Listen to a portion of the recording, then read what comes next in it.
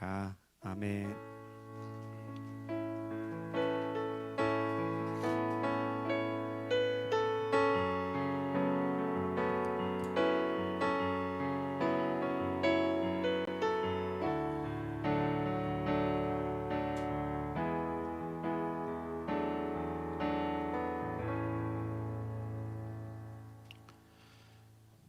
반갑습니다. 코로나 때문에 그동안 예배를 제대로 못 드렸는데 또 저는 한 2달 만에 처음으로 코로나 발생 이후 처음으로 이렇게 여러분과 말씀을 나누게 된 것 같습니다. 잘 아시겠지만 코로나가 잠깐 있다가 없어질 병인 줄 알았더니 계속 또 확산되는 분위기입니다. 그래서 또 중국으로 끝날 줄 알았더니 전 세계로 유행하는 팬데믹 지금 상황 가운데 있습니다. 또 건강한 가운데 비록 마스크는 썼지만 다시 만나 뵙게 돼서 감사하고요. 또 지속될 것 같아요. 백신이 아직 개발되기 전이기 때문에 또 무분별한 또 삶, 청년들 이태원 사건으로 또 다시 한번 이렇게. 근데 코로나가 교회에 가져온 그 어려움은 이 신천지에서 발원해서 전국적으로 퍼졌잖아요. 그래가지고 신천지와 전혀 다른데 일반 교회는 교회를 싸잡아서 전부 이렇게 공격하는 분위기고, 대구에서 오신 그 지부장님 말씀 들어보니까 아예 대구는 일반 교회까지도 그러니까 안티 기독교들의 아주 먹잇감이 돼가지고 아주 어렵다고 하시더라고요. 네. 구약 성경을 읽어보면 크게 이스라엘 백성을 징계하실 때 3가지 재난을 주로 사용하십니다. 하나는 기근, 또 하나는 전쟁, 그리고 3번째가 전염병이거든요. 네. 이 하나님의 백성을 징계하고 심판하는 이 3가지 도구인데, 우리는 또 새 이스라엘 교회이기 때문에 이런 역사 가운데 일어나는 이런 질병이나 고난을 통해서 하나님이 뭐라고 말씀하시나 귀가 좀 열리고 들어야 됩니다. 그래서 하나님의 말씀하시는 하나님의 말씀에 대한 6가지 형태를 유명한 신학자인 폴 틸리가 얘기를 했는데, 6가지 목록이 아마 나올 거예요. 여기 첫 번째는 하나님 자신이 말씀이다. 말씀으로 하나님 자신이 드러나는 거고, 2번째는 말씀으로 세상을 창조하시잖아요. 창조의 매개체로서 말씀이 있고, 이 3번째가 계시의 역사에 나타난 하나님의 사건이다. 4번째는 태초부터 계시는 예수 그리스도가 바로 말씀이고, 그다음에는 기록된 성경이 하나님 말씀이고, 그리고 성령을 통해서 선포되는 복음이 하나님 말씀이다. 이렇게 이제 6가지로 정리하는데, 그 핵심은 밑에 있는 이거예요. 말씀은 하나님의 나타나십니다. 이제 이런 전염병이나 어떤 사건이나 또는 사람을 통해서 어떤 사건이 저렇게 3번째 나타날 때는 계시의 역사란 하나님의 백성을 향한 하나님의 말씀이라는 겁니다. 그래서 우연한 사고로 예수님 당시에 막 망대가 무너져 사람들이 죽고 이랬을 때, 그 예수님 이렇게 말씀하시잖아요. 너희도 죄 가운데서 빨리 회개하라. 이렇게 얘기하는 거예요. 그래서 이 코로나 가운데서도 우리가 하나님의 음성, 어떤 사람들은 회개할 수도 있을 거고, 또 자기 자신을 돌아보면서 내가 잘못 살았네. 언젠가 이 땅에 다 재앙으로 끝날 텐데 정신 차려야지. 그래서 우리는 막연한 두려움이 아니고 각자의 믿음의 분량대로, 또 어떤 분들은 참 감사도 나올 거고 말이죠. 할 것입니다. 저는 나름대로 생각한 것 중에 하나가, 역사 가운데서 하나님을 배제한 채 인간이 주도를 하게 되면 하나님 반드시 역사의 한 시점에서 개입을 하십니다. 17세기 이후 계몽주의가 나오면서 인간이 역사의 주관자다. 그래서 인간에 의한 유토피아, 하나님만이 줄 수 있는 그 풍성한 나라를 인간이 세운다. 이제 그게 꺾인 게 1차, 2차 세계대전입니다. 그러면서 거의 그런 말은 사라지게 됐고, 다시 한번 복음이 이런 신정통주의자 통해서 회복이 됐는데 지금도 한 100년쯤 지나다 보니까 거의 세속화 물결이 세상을 덮치면서 하나님 무용론 또 교회 무용론이 등장하고 있습니다. 미개한 시대, 지금도 이제 뭐 차디에 부족마을 가면은 완전히 자급자족하면서 원시적으로 살거든요. 문명권에서 벗어난 곳에서는요, 소위 정령 숭배를 비롯한 신을 굉장히 두려워합니다. 그래서 뭐 귀신 들렸다 또는 축사한다 뭐 이런 걸로 해서 생사람을 잡아서 죽이기도 해요. 우리 지난번에 들었던 그 문성 선교사님, 거기 제가 간증 들어보니까 그 멀쩡한 여자를 그 마귀 들렸다고 해서 토막내 죽이고 지금도 그러고 있어요. 미개한 세상에서는 신의 보상과 신의 형벌이 인간의 운명이라 그렇게 받아들입니다. 그런데 이제 그런 시대가 지나다는 거야. 지금 이성이 깨어난 시대가 됐는데 무슨 신이 보상을 하고 신이 형벌을 해? 그래서 인간의 소리 똑똑해진 겁니다. 똑똑해진 다음부터는 하나님을 배제시키기 시작하는 거예요. 우리 스스로 살 수 있다는 거죠. 지금 과학 시대에도 고리타분하게 하나님을 믿느냐? 그건 아주 근본주의적인 극소수의 모임입니다. 실제 이걸 이제 이신론자들이 등장합니다. 그래서 하나님이 세상 만든 건 맞지만 세상 일에 개입하지 않는다. 그건. 또 불가지론자들, 초월의 세계 믿을 수 없다, 다 보고 확인하고 팩트만 인정하는 시대가 됐습니다. 이 최초의 사건이 창세기 11장에 하나님을 배제한 사건이 나오잖아요. 하나님을 배제하고 사람들끼리 모여가지고 성읍을 건설하고 탑을 막 쌓습니다. 하나님 가만히 지켜보시다가 때가 되니까 내려와서 사람들을 전부 흩어버리시고, 그러니까 성읍이 건설이 중단됩니다. 그곳 이름을 바벨이라고 불렀다. 바벨 우리 할 때 그 익숙한 말이 바벨탑인데 바벨탑은 존재하지 않습니다. 성읍과 탑을 중단시킨 그곳을 바벨이라고 불렀다. 바벨은 이제 혼잡하다 이런 말이지만 어원적으로 보게 되면 하나님의 문입니다. 그래서 아랍 선교사님 얘기 들어보니까 문이 바베고 엘이 하나님을 말하거든요. 그러니까 인간의 지혜와 인간의 노력과 어떤 성취가 꺾이고 무너진 그 자리가 하나님께로 들어가는 문이라고. 굉장히 그러니까 장사복음이 그때부터 시작됐어요. 장사복음.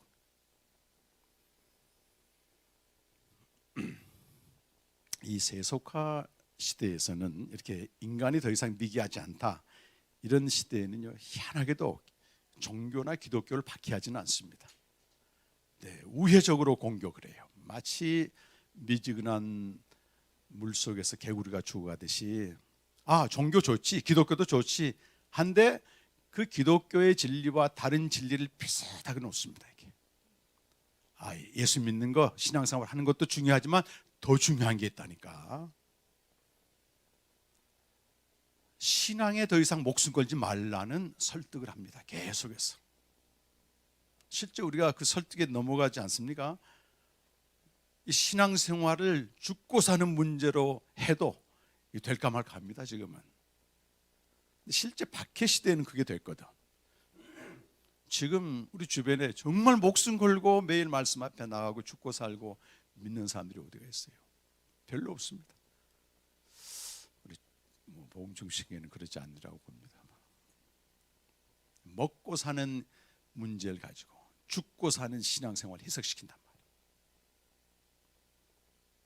이 미지근한 물속에 개구리 집어넣고 죽이는 시대가 됐습니다.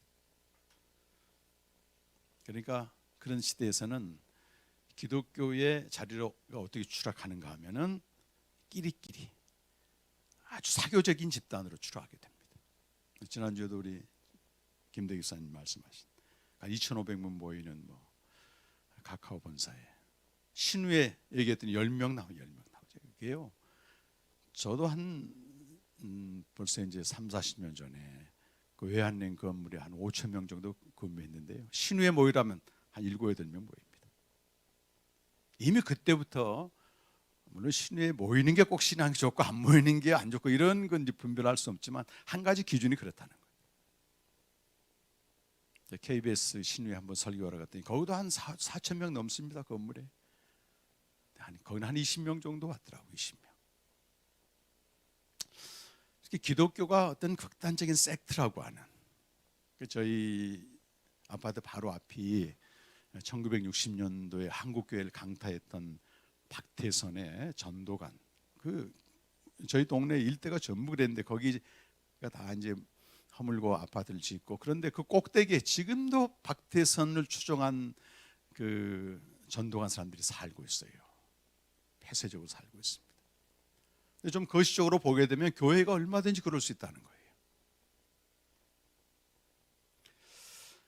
거예요. 성경에서는 교회는 만물을 충만케 하기 위해서 존재한다. 교회는 세상을 위해서 존재한다. 그래서 이 보네퍼 목사님은 교회를 위해서 존재하지 않는 교회는, 세상을 위해서 존재하지 않는 교회는 더 이상 의미가 없다 이렇게 얘기합니다. 세상은 교회를 필요하지 않다고 얘기하는데 성경은 세상은 교회를 필요로 한다 이렇게 이제 말씀하는 거예요. 세계 역사에서 어떤 막강한 제국도 또 북한과 같은 그 악독한 전제주의 정권도 또 위대한 철학 사상도 다 없어졌지만 참 교회는 단 한 번도 없어지지 않았습니다. 우리는 지금 140년 정도 한국교회를 믿어서 그렇지만 좀 더 기독교 역사 전체적으로 보게 되면 아무리 세상이 하나님을 부정하고 없애려고 해도 참 교회, 생명의 공동체로서의 참 교회는 단 한 번도 없어지지 않았다는 것입니다. 네, 성경의 말씀대로입니다. 교회가 존재하는 목적은 만물을 충만케 하기 위함이다. 에베소 1장 22절 23절에 선포하고 있어요. 예수님 부활하신 목적은 만물을 충만케 하기 위함이다. 세상을 위해서 존재하죠. 하나님의 나그네 된 백성이란 그 책을 최근에 읽는 걸 보면요, 거기에 이제 저자가 이런 말합니다. 교회가 세상에 존재함으로써 세상을 향해서 보여줄 수 있는, 외칠 수 있는 메시지는 세상은 타락되었고 구원받아야 된다. 이걸 세상으로 하여금 각성시켜 준다는 것입니다. 세상을 향해서 이 세상은 구원이 필요하다고 하는 사실을 알려주는 역할을 교회가 한다. 각자의 교회니까 그리스도인이 해야 된다는 거죠. 어떻게 해야 됩니까? 우리 그리스도인의 삶을 보면서 세상 사람들이 저들은 세상이 제공하는 맛과 전혀 다른 맛을 지금 맛보고 산다, 이걸 보여줄 수 있어야 돼요. 신위에 나오는 것보다 더 중요합니다, 집사님. 매일 부딪히는 직원들, 또 만나는 사람들, 조직사회에서 야, 저 사람은 좀 맛이 다르네, 뭔가 다른 맛이 나네, 이걸 보여줘야 된다. 그리고 한산 스님이라는 분이 계신데 이분이 그 참선에 대해서 연구하거든요. 근데 10대 때 아주 초등학교 때 미국에 이제 이민을 갔어요. 부모님 따라서 가봐서 이렇게 쭉 사춘기가 됐는데 자기만 이렇게 색깔이 고먹고 다 이제 흰둥이 백인들 아이라서 그때부터 정체성 혼란이 오기 시작하는 겁니다. 그래서 내가 왜 미국에 와 있나 묻는 거예요. 이렇게 내가 왜 태어났는가, 어떻게 살아야 되는가, 그걸 계속 묻고 있다가 이제 한국에서 그 승산 스님이 참선을 막 전도하기 위해서 미국 가 있는데 우연히 그 집회에 참석해서 물었어요. 당돌하게 중학생 아이가, 스님, 내가 태어난 목적이 뭡니까? 인생의 의미가 뭡니까? 아주 고차원적인 질문을 하니까 그 숭산 스님이 듣고 있다가 그래, 그걸 알려면 참선을 해야 된다 이렇게 얘기한 거예요. 참선. 그게 이제 머릿속에 박힌 거죠. 공부를 잘해서 하버드대학교 이제 법학대학원 누르 말하면 로스쿨 다니고 있는데 로스쿨에서 알바로 뭘 하냐면 변호사 대형 로펌에 가가지고 도와주는 알바를 하는 거예요. 근데 자기가 앞으로 저렇게 돼야 되는데 그 변호사를 사는 거 보니까 수입은 어마어마한데 사는 내용을 보니까 너무 천박스러워. 그 이기적이고 시기 많고 욕심 많고 또 삶의 이면을 보니까 너무 추잡한 거예요. 그 젊은 아이가 볼 때, 그래서 자기가 볼 때, 야, 나도 롤스쿨 나와서 성공해서 저렇게 변호사가 되면 나도 저렇게 살겠네. 이런 갈등이 생겨서 바로 그걸 그만두고 그 숭산 스님 메시지가 생각나가지고 한국에 들어와가지고요 30년 동안 참선을 했어요. 그 사람 참선했습니다. 이 세상은 아무리 성공하고 뭐 참선했고 뒤에 얘기는 뭐 시간이 없으니까 아무리 세상에서 성공을 하고 출세를 하고 돈을 벌어도 결국 소위 속물로 살아간다. 속물. 속물이 뭐예요? 속물. 속물은 이 세상에서 더 많이 가지고 누림으로써 자기가 우월하다고 느끼는 이 사람들의 속물이에요. 속물. 그 카테고리를 못 벗어난다는 겁니다. 그런데 우리 그리스도인은 그런 세상 가운데서 야 정말 맛이 다르다. 그걸 보여줘야 된다. 오늘 베드로전서 이 말씀은요. 자, 2달에 한 번 설교하지만 이렇게 일주일 동안 막 스트레스가 와요. 스트레스. 근데 우리 매주 설교하는 목사님 존경스럽다 그래서 어쨌든. 저희 집에서 이 주중에 차드 선교사님들하고 또 목사님 또 4분 또 우리 간사님 해가지고 식사를 했는데 아우 집사람이요 며칠 동안 고민하더라고. 그리고 이틀 동안 올인해 그 음식 준비하는데. 근데 중요한 것은 한 20분 만에 먹고 끝내버려 우리는. 그래서 가고 난 다음에 그랬어요. 야 이틀 동안 열심히 준비했는데 30분 안에 끝나네 이게. 제가 그 생각이 번뜩 들면서 야 나는 일주일 내내 고민하면서 어떤 말씀을 전해야 되나. 근데 하나님이 감동을 안 줘요. 그 수요일이 되면 초조해지기 시작하는 거예요. 그래서 겨우 이제 목요일 금요일 이틀 동안 도서관에 들여박혀서 기도하면서 이렇게 마무리하는데 야 나는 일주일 정도 고민해서 이렇게 말씀을 전하는데 성도들은 어떤 생각으로 말씀 들을까. 그냥 밥 먹듯이 맛있다고 끝나버리면 물론 그래도 그게 이제 뭐 콩나물에 이렇게 물 주듯이 뭐 잘하겠지만 저는 그런 경험이 있기 때문에 목사님 설교하면 굉장히 진지해요. 진지하니까 또 은혜를 받습니다. 은혜. 베드로전서 말씀을 하나님이 감동을 주시는데 이 베드로전서는요 사도 베드로가 기록된 것으로 알고 있습니다만 당시에 로마라고 하는 그 막강한 제국 아래에서 그 그리스도인의 모습은 1절에도 흩어진 1장 1절에 나오는데 아주 미미한 존재였어요. 팍스 로마나가 지배하고 있는 그 세상에서 그리스도는 그야말로 흩어진 나그네라고 되어 있는데 어떻게 비교할까요? 거대한 공룡 사회에서 티끌만한 개미 정도밖에 안 돼요. 그리스도인의 존재 가치는. 그런데 베드로전서 여러분 한번 대가서 읽어보세요. 전체를 읽어보게 되면 엄청난 얘기를 하는 거예요. 너희가 세상에 없으면 안 된다는 거지.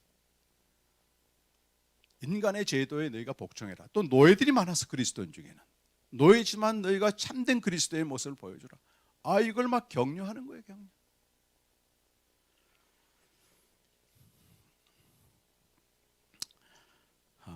그리스도인에게만 산 소망이 있다고 하는 걸 보여주라는 겁니다. 그래서 예수를 믿어야만이 로마 제국 영원하지 않단 말이지.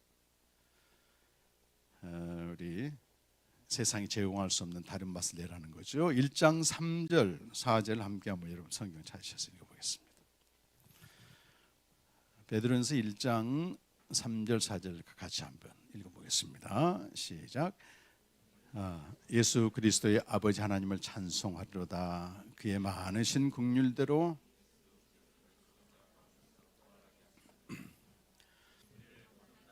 산 소망 있게 하시며 썩지 않고 더럽지 아니하고 유업을 있게 하시나니 곧 너희를 위하여 하늘에 간직하신 것이라. 여러분 말씀을 그냥 딱 눈으로 보지 말고 좀 찬찬히 읽어보시면 여기 핵심이 예수 그리스도를 죽은 자 가운데서 부활하게 하셨다. 이게 예수 그리스도의 죽으심과 부활의 사건 나오죠.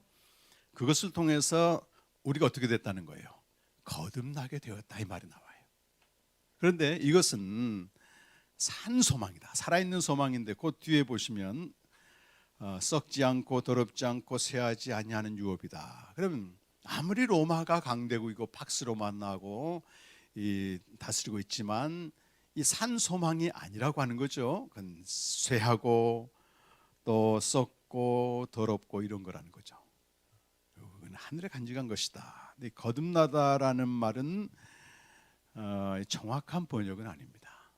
요한복음 3장 3절에서 거듭난다는 말이 계속 나오는데 이게 헬라어로 읽으면 아나게나우 이렇게 돼요. 아나게나우.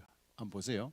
아나란 말은 저 위를 말해요. 위에. 우리 모두 아래서 태어났잖아요. 위라는 말이고 게나우는 나다란 말인데 여러분을 태어나게 하신 분이 아버지가 있고 어머니가 있잖아요. 근데 어머니에게서 태어날 때는 그냥 태를 집어넣어 가지고 태어나다 이런 말을 써요. 본이라는 말 쓰고 아버지께로부터 태어났다 이럴 때는 태를 빼고 나다. 영어로는 비 같은이란 말을 씁니다. 조금 달라요. 그러니까 우리가 태어나는데 누구에게서 태어나는 거 우리는 어머니가 아니고 아버지께로 태어난다. 하나님께로부터 태어날 때는 게나우, 아나게나우를 써요. 위로부터 태어나다. 이걸 요한복음에서는 영생을 얻다, 생명을 얻다, 하나님의 자녀가 된다. 어떻게 해요? 예수 그리스도의 죽으심과 부활을 믿음으로 말미암아 우리가 이 생명을 얻게 된다. 자, 그런데 예수 그리스도의 죽음과 부활은 복음이죠. 오늘 1장 23절 말씀 한번 가서 읽어보십시다. 1장 23절 시작. 너희 거듭난 것은 또 뭐로 됐어요? 썩어질 씨로 된 것이 아니요 썩지 아니할 씨로 된 것이니 살아있고 항상 있는 하나님의 말씀으로 되었느니라. 여기 거듭나다란 말도 똑같아요. 아나게나우. 근데 아까 1장 3절에서는 그리스도의 죽음과 부활을 믿음으로 생명을 얻었는데 여기는 어떻게 생명을 얻었다는 거예요? 일단 썩어질 씨가 아니고 썩지 아니할 씨로 되었는데 살아있고 항상 있는 말씀으로 되었다. 1장 25절은 또 이렇게 설명하고 있어요. 1장 25절 같이 읽어보겠습니다. 오직 세세토록 있는 주의 말씀이고 이것이 내가 너에게 전한 뭐다? 복음이라는 겁니다. 이거에 덮여보시면 됩니다. 1장 3절에서는 그리스도의 죽음과 부활을 통해서 생명을 얻고 1장 23절에서는 똑같은 말씀을 다른 표현으로 하죠. 썩지 아니할시고 이거 살아있고 항상 있는 말씀이고 세세토록 있는 주의 말씀이고 곧 복음이다. 근데 복음이 아닌 걸 1장 24절에서는 이렇게 설명하고 있습니다. 대조하고 있는데요. 복음이 아닌 것은 모든 육체는 풀과 같고 그 영광은 풀의 꽃과 같으니 풀은 마르고 꽃은 떨어진다 이렇게 되어 있어요. 그러니까 어떤 것이 썩지 않냐 항상 있는 말씀이 복음만이 그렇다는 거예요.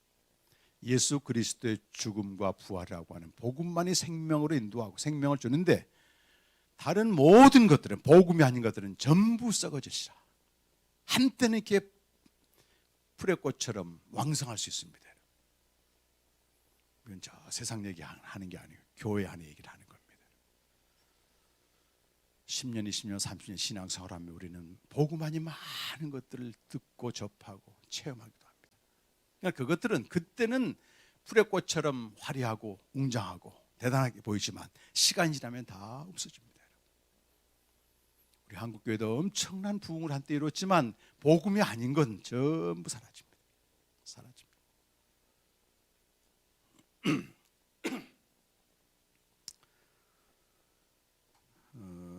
불교에서도요 참선을 오래 하게 되면 신통력이 있습니다. 그 사람들은 언어로 신통력이라 그래요. 오늘 누가 찾아오는데 무엇 때문에 찾아오는지 전부 압니다. 이 사람들. 그리고 몇십 리 밖에서 들리는 아이의 소리가 다 들린단 말이에요. 이 신통력을 딱 경험하게 되면 어떤 중들은 도를 깨쳤다. 이게 제일 위험하다는 거예요. 왜? 아무리 신비한 신통력도 6개월 이상 가는 게 없다는 거예요.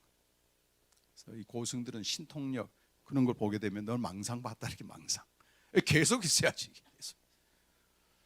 교회 안에서는 또 하나님의 어떤 은혜를 주시고 은사를 주시고 체험을 주시는데 얼마 안 가서 쇠합니다. 풀의 꽃처럼. 그거 쫓아가다가는 진짜 망상 쫓아가는 거나 똑같아요. 그런데 안타깝게도 최영상 교수 백석대학교 그분이 베드로전서에 대해서 글 쓴 거 보니까 한국 교회는 복음 아닌 것들이 너무 많다는 거예요. 그러니까 시간이 갈수록 어떻게 돼요? 다 그때뿐이에요. 그때뿐이에요. 나 다 옛날에 해봤다 나도. 근데 지금은 뭐야? 지금 없어. 지금 아무리 탁월한 프로그램도 풀처럼 마르고 꽃처럼 다 떨어집니다. 썩을 씨앗이 아무리 유명한 목사의 설교도 다 복음이 아닌 거는 다 지나갑니다.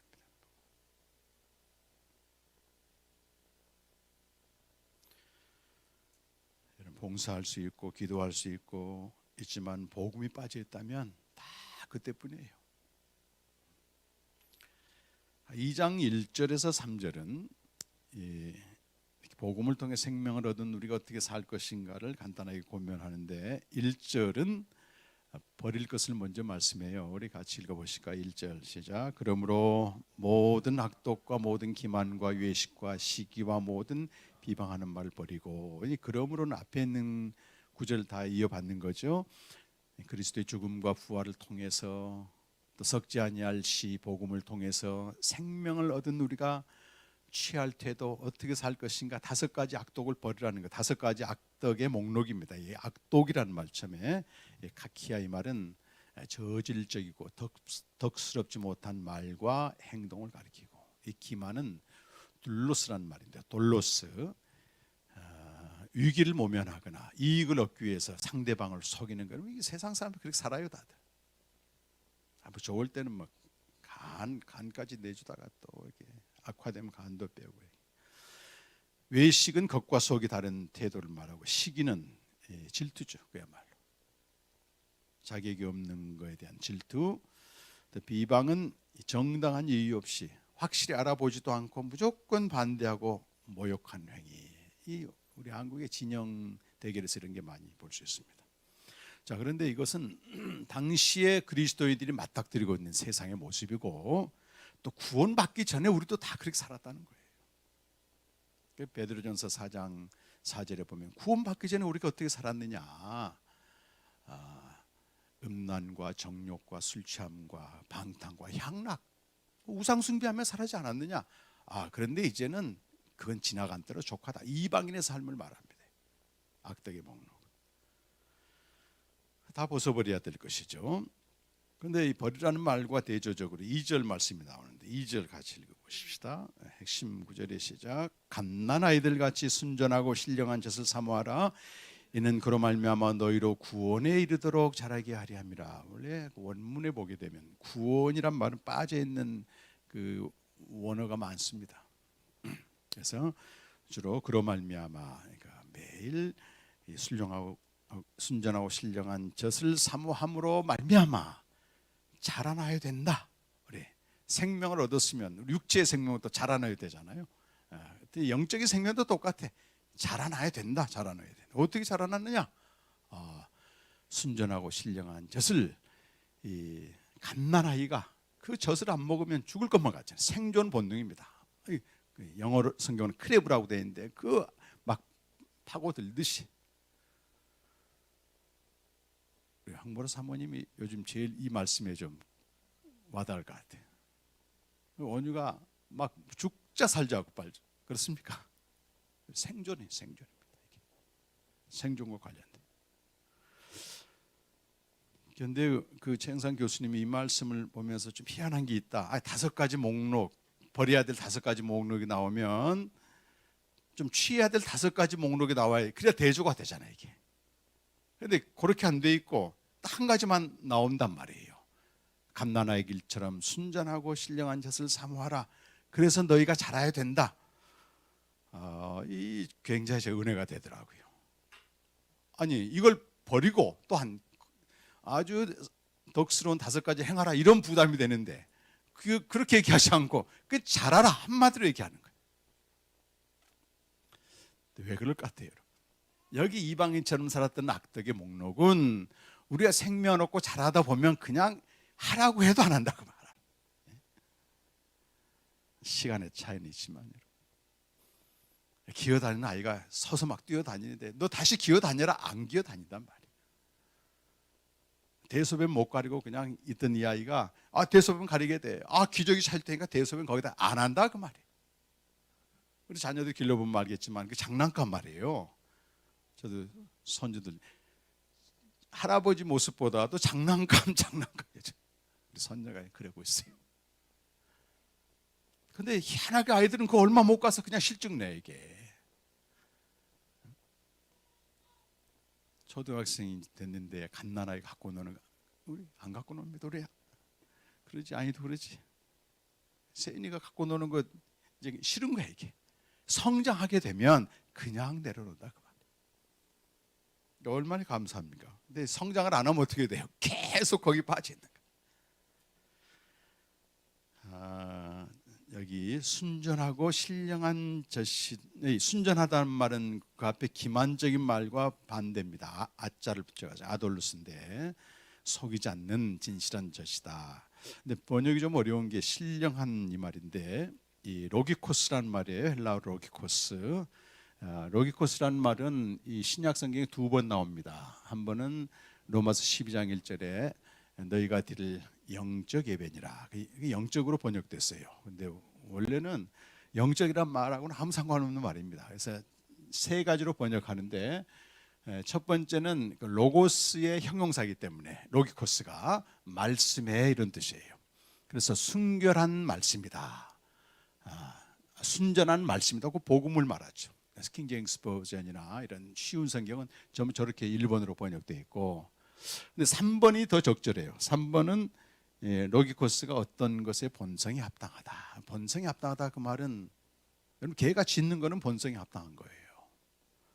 소가 이렇게 초식동물 먹는 거 다 본성이 합당한 거고, 여러분 갓난아이가 젖을 빤 행동도 그 아이의, 인간의 생명을 그 아이가 합당한 것입니다.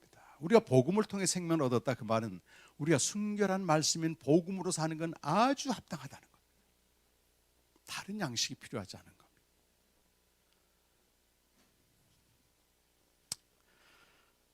복음으로, 오늘 설교 제목이 복음으로 자라나라. 결국 우리가 생명을 얻었다 그 말은 생명을 얻은 상태에 멈추지 않고 계속 자라나야 되는데, 우리를 자라게 하는 것도 복음이라는 겁니다. 다른 썩어질 시가 아니고. 복음이 뭐죠? 예수 그리스도의 죽음과 부활인데 가능성이 없는 우리들, 죄악 가운데 있는 우리들, 사망 가운데 있는 우리들을 위해서 하나님의 행하신 일이 복음이에요. 하나님이 행하신 일. 구원받은 다음에도 복음을 매일 드려야 될 이유, 복음에 집중해야 될 이유가 여기 있습니다. 이건 실제적이잖아요. 여러분 우리 자신 한번 가만히 들여다보세요. 우리 아까도 찬양했어요. 우린 연약합니다. 우리는 하루를 살아낼 수, 그런 존재예요. 우리가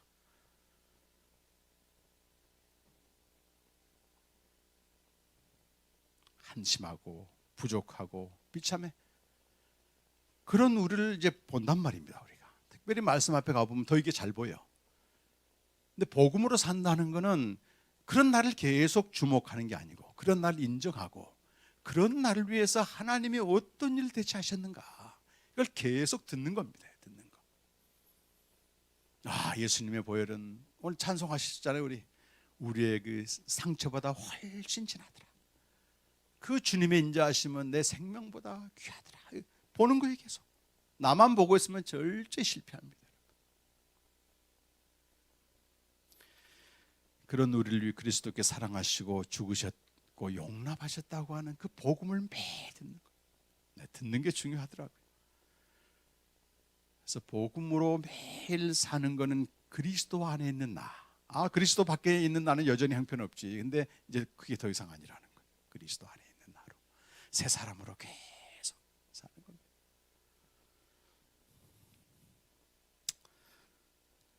제가 25살 때까지 불교에서 인생의 답을 찾으려고 했기 때문에 불교에 대해서 관심이 지금도 있긴 있어요. 근데 이 불교는요, 속이는데 천재입니다. 여러분. 요즘 불교의 화두가 뭐냐면 본래 부처, 현실 극락, 이걸 계속, 화두란 뭐냐면 다른 잡념을 다 없애고 그것만 계속 집중하는 걸 말합니다. 인간이 하루에 5만 가지 생각을 한다는 거예요. 그런데 대부분은 쓸모없는 생각이에요. 근데 그 5만 가지 생각을 전부 내려놓고 그 화두, 거기에만 딱 집중하게 만드는 게 불교 가르침입니다. 근데 본래 부처가 뭐냐면 우리가 노력하고 수행해서 부처가 되려고 하지 말고 이미 너희는 부처다, 이걸 알려주는 거예요. 무섭죠? 5가지입니다. 부처가 누구예요? 나는 완전한 존재다. 나는 주체적인 존재다. 네 인생 네가 살아라 그 말이지. 나는 존귀한 자다. 유아 독존이에요. 그거. 창조적인 존재다. 나는 뭐든지 할 수 있다. 내가 생각하고 말하고 행동하는 대로 된다. 부처처럼 살면 된다는. 마지막으로 고마운 존재다. 몸이 있는 게 고맙지. 손이 있는 게 고맙지. 밥을 먹을 수 있으니까. 근데 그렇게 이미 부처가 됐다고 살게 되면 이 땅에서 영생의 현재성을 불교가 얘기한다니까. 전에 불교는 죽은 다음에 극락세계 얘기했어요. 현실 극락을 얘기하지.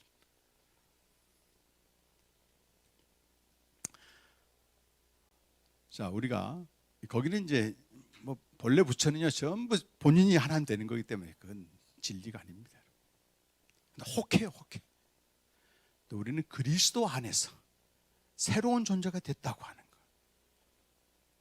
이 불교적인 용어로 좀 그렇지만 화두 계속 거기에 집중해야 되는.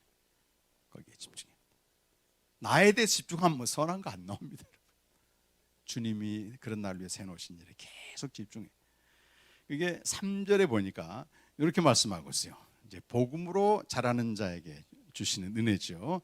3절 말씀 같이 읽어보겠습니다. 시작. 주의 인자하심을 맛보았으면 그리하라. 이 말씀 혹시 여러분 성경에 있나 모르겠네. 이게 시편 34편 8절에서 인용한 말씀이거든요. 주의 인자하심을 맛보다 이 말은 다윗이 아주 비참했을 때 고백한 시입니다. 그래서 시편 34편에 보게 되면 다윗이 그 아비멜렉이라고 하는 그 블레셋 아기스 왕한테 가지고 미친 채 하다가 지은 시 이렇게 그 배경이 쭉 설명되어 있어요. 다윗이 사울에게 쫓겨나 가지고 추적당하면서 했던 게 뭐냐면 그 아히멜렉이라고 하는 제사장한테 가서 새빨간 거짓말을 해.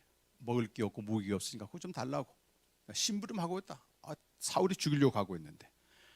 근데 그 거짓말을 하는 그 자리에 도액이라고 하는 사울의 신하가 있다. 그걸 일러 바쳐 가지고요. 한날에 제사장 85명이 죽임 당하는 거예요. 제사장도 그래요. 네가 전에 죽였던 골리앗의 칼밖에 없어요. 다윗이 너무 비참해졌어요. 그거라도 좀 달라, 그거라도. 그런데도 두려움이 가시지 않아 가지고 결국 사울을 떠나서 그 이방 나라 적국이죠. 블레셋의 아기스 왕한테 가서 어떻게 하냐면 미친 채 하는 거 침을 질질 흘리고. 그러니까 옆에 있는 사람이 일러봤지. 저 사람이 바로 다윗이라고 하는 엄청난 장군이다. 여러분 생각해 보세요. 얼마나 비참했겠냐면 가장 비참한 상태에서 뭐라고 얘기하냐면 나는 주의 인자하심을 맛보았다. 이렇게 얘기하는 거예요. 우리가 영적으로 그의 그리스도의 죽으심과 부활에서 생명을 얻은 상태는 비참한 자리에서 하나님의 인자하심을 맛보는 거예요. 그런데 복음으로 매일 자라는 것도 마찬가지입니다, 여러분. 나도 용납할 수 없는 나를 직면하는 겁니다. 그런데 그런 날을 위해서 하나님이 이런 아들을 보내시고 용서하시고 다 새롭게 하신 걸 매일 경험하면서 주의 인자하심을 계속 맛본다는 겁니다. 구원받을 때에도 주의 인자하심을 맛보지만 구원받은 이후에 주님이 하신 일 그 순전하고 신령한 젖 복음을 매일 먹으면서 주의 인자하심을 맛봐요. 저희 찬양 시간에 번뜩이 생각이 나요. 난 아이 젖을 안 먹어봐서 모르겠어요. 근데 이제 기록으로는 많이 보죠. 우리 이제 집사님들은 좀 아실 것 같아요. 아이가 젖을 막 정신없이 빨고 있으면 정상적인 엄마라면 그 아이를 물끄러미 바라보고 어떻게 돼요? 집사님 너무 사랑스러운 표현을 볼 거 아니겠어요? 근데 우리가 매일 복음을 듣기 위해서 말씀 앞에 나가게 되면 하나님이 우리를 그렇게 쳐다보신다는 거예요. 야, 네가 생명으로 살기 위해서 자라나기 위해서 이렇게 먹는구나. 그 하나님의 인자하심 말씀 먹는 것보다 그게 훨씬 커요. 엄마 젖 빠는 것보다 엄마가 날 그렇게 바라보고 있는. 영국의 그 유니카시라고 하는 그 대상관계 심리학자가 그 얘기합니다. 그분이 여성분이거든요. 그래서 그런 얘기하게 되면 좀 어울리는 것 같아요. 아이의 성격과 운명은 젖 먹일 때 끝난다 이렇게 돼 있어요. 젖을 먹이는 엄마가 이 아이를 사랑스럽게 쳐다보면서 이렇게 기뻐서 어쩔 줄 모르면 이 아이는 이 물리적으로는 젖을 빨고 있지만 실제 그 마음속에는 내가 사랑받는 존재라고 하는 게 딱 인이 박힌다는 거예요. 근데 엄마들이 속상해가지고 젖을 먹일 때 너만 없으면 내가 도망갈 텐데 이렇게 먹이게 되면 젖을 먹긴 먹는데 그 아이는 이제 거부당한 아이로 자란다는 거예요. 위니카시라는 말입니다. 대상 관계에서 우리 인생이 결정된다는 거예요. 근데 우리가 매일 복음으로 살기 위해서 말씀 앞에 나가면 이제 설령 부모가 부족했더라도 하나님의 인자하심이 다 어찌할 줄 모르고 바라보고 있다고 하는 것이.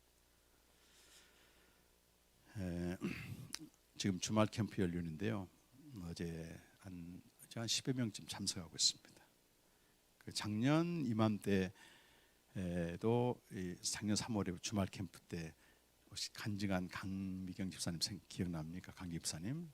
어제도 좀 그분이 간증을 했어요. 근데 어제는 개인적인 얘기를 좀 하시더라고요.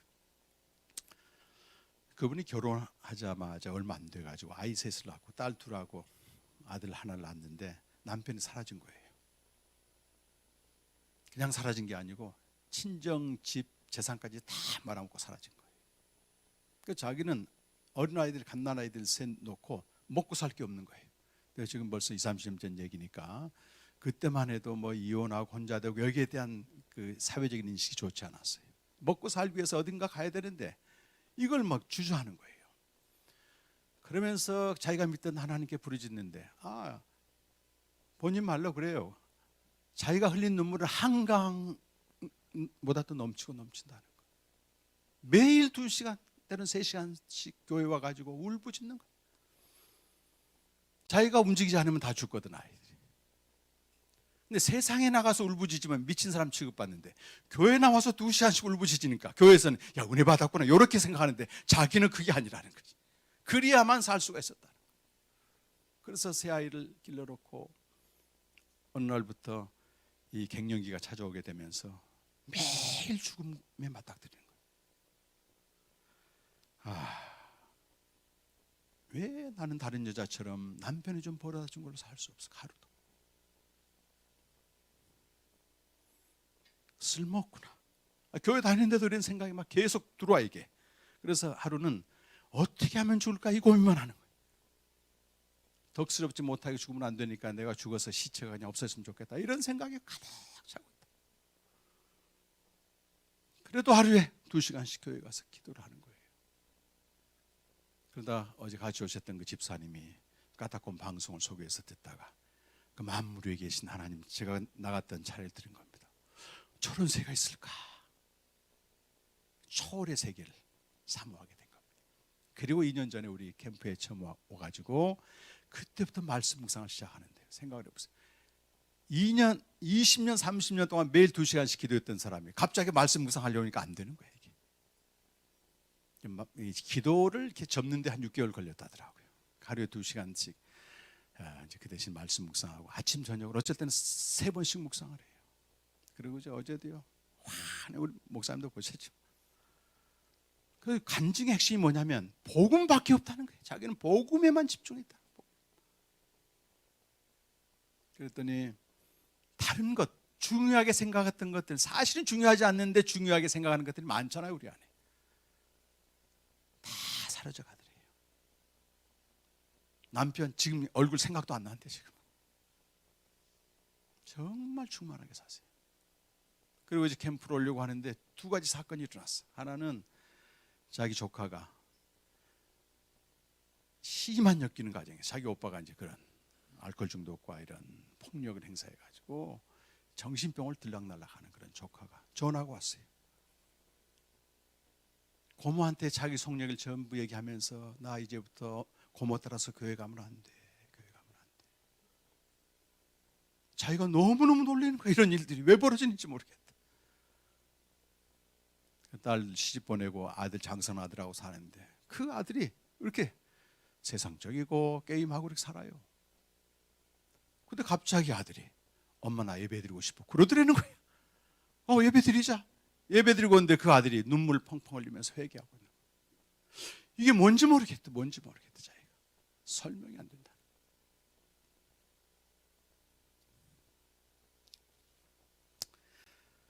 자, 우리가 복음으로 자라나게 되면 하나님이 우리뿐만이 아니고 우리를 통해서 많은 사람들 보내십니다. 보내셔. 마지막 제가 신명기 말씀으로 좀 마무리하려고 하는데, 이번에 신명기 말씀을 읽다가 너무 그 다음 세대에 대한 신앙이죠. 이게 이걸 읽고 너무 감사했어요. 신명기 6장 20절에서 25절 앞에 있는 거 한번 좀 적지 않겠지만 성경 찾아서 읽으셔야 됩니다. 이렇게 돼 있어요. 다 잠시 읽어보겠습니다. 후일에 내 아들이 내게 묻기를 우리 하나님 여호와께서 명령하신 증거와 규례와 법도가 무슨 뜻이냐 하거든. 그때 너는 내 아들에게 이르기를 우리 옛적에 애굽에서 바로의 종이 되었더니 여호와께서 권능의 손으로 우리를 애굽에서 인도했다. 구원에 대한 얘기죠. 곧 여호와께서 우리의 목전에서 크고 두려운 이적과 기사를 애굽과 바로와 그의 온 집에 베푸시고 우리 조상들에게 맹세하신 땅을 우리에게 주어 들어가게 하시려고 우리를 거기서 인도하셨다. 가나안 땅에 들어갔다는 얘기. 24절 여호와께서 우리에게 이 모든 규례를 지키라 명령하셨으니 이는 우리가 우리 하나님 여호와를 경외하여 항상 복을 누리게 하기 위하심이며 또 여호와께서 우리를 오늘같이 살게 하려 하십니다. 우리가 그 명령하신 대로 이 모든 명령을 우리 하나님 여호와 앞에서 삼가 지키면 그것이 곧 우리의 의로움이라. 지금 20절 21절을 공동 번역으로 읽어보면 이렇게 되어 있어요. 그 다음 것 한번 보여주시면 이거 한번 읽어보겠습니다. 우리 하나님 여호와께 받은 이 훈령과 규정과 법령이 웬 것이냐고 훗날 너희 자손이 묻거든 너희는 너희 자손에게 이렇게 일러주어라. 그러면서 그때부터 출애굽 구원 사건과 또 가나안 땅으로 들어가게 한 것과 그 다음에 가나안 땅에서 어떻게 살 것인가, 자녀가 물을 때 그때 얘기를 해주라는 거예요. 그럼 자녀가 물어야 될 거 아니겠어요? 이게 웬 것이냐고. 어찌 엄마 아빠는 아침마다 말씀 앞에 나가고 어떻게 매일 복음으로 살고 왜 이렇게 합니까? 이게 웬 것이냐고 물을 때 그때 대답해 주라는 겁니다. 그러기 전에는 듣지 않습니다. 듣지 않습니다. 제가 25년 전 청년부 전도사를 했을 때 지도했던 청년 자매가 있는데 지금은 이제 학교 교사가 되고요. 벌써 50세가 넘어갑니다. 71년생이니까. 그러니까 어느 날 얼마 전에 안부를 주고받는데 자기 너무 큰 스트레스가 뭐냐면 고3 아들인데 엄마 아빠 다 신앙생활 잘하거든요. 공부도 안 하고 방황하는 거예요. 엄마 아빠도 공부도 잘했어. 그러니까 이걸 견딜 수가 없어 하는 거예요. 옆에서 보는 것도 힘들고, 그리고 대화를 해보면 하나님에 대한 생각도 없고 자기 인생의 꿈도 없고. 제가 마침 신명기 6장 20절 묵상하고 있어가지고 제가 이렇게 얘기를 해줬습니다. 세소가 물결은 우리가 잘할 때하고 다르다. 우리는 절대 신앙이 어느 정도 있었고 경험도 했지만 이들은 그런 게 없다. 하나님에 대한 어떤 경험도 안 했기 때문에 우리 시대와 전혀 다른 세상에 살고 있다면서 신명기 6장 20절 말씀해주고 집사님이 삶과 행실을 통해서 목숨 걸고 신앙생활 해야 된다. 그러면 언젠가 그 아들이 보고 엄마 왜 그렇게 살아? 그때 가서 얘기를 해줘라. 이 집사님이요, 그렇게 그 아이 때문에 스트레스 받던 게 싹 사라져가는, 내가 살아야 되겠구나. 내가